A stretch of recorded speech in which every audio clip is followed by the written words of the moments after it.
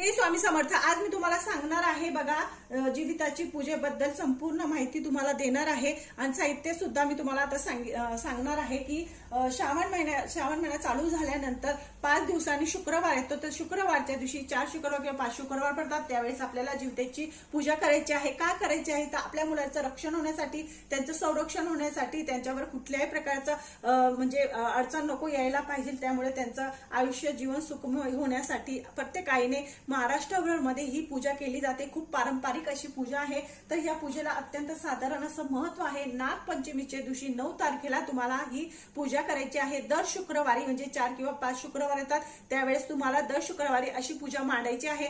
तर अशी पूजा मांडण्यासाठी मी तुम्हाला साहित्य सुद्धा सांगणार आहे।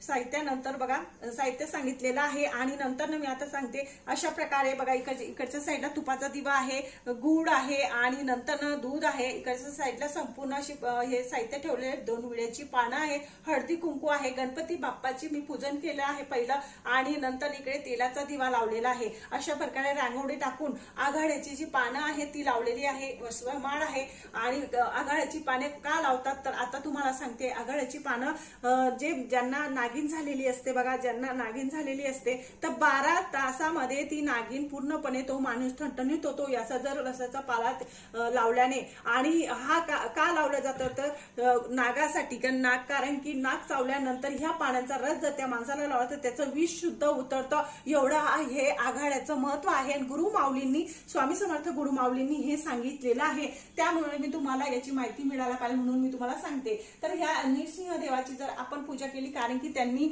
भक्त प्रल्हादांसाठी यांचा अवतार झालेला होता, त्यांनी मुलाचं रक्षण केले, तसंच आपल्या मुलांचं रक्षण होतं। आणि इकडच्या साईडला आहे श्रीकृष्ण, त्यांनी नृसिंह म्हणजे त्यांनी ना याचा अवतार घेतलेला आहे। कालिया मर्दन म्हणून म्हणजे कालिया मर्दन म्हणून श्रीकृष्णांनी अवतार घेतलेला आहे। बाळ म्हणजे जे छोटे छोटे बाळ गोपाळ होते ते खेळत असताना बॉल पाण्यात गेला, त्यावेळी त्यांनी हा अवतार घेतलेला आहे। नंतर ना जीव आणि जीविका अशा दोन राण्या आहेत, त्यांच्या छोटे छोटे बाळ आहेत, त्यांनी सुद्धा त्यांच्या बाळाचं रक्षण केलं आहे। याची खूप मोठी कहाणी आहे।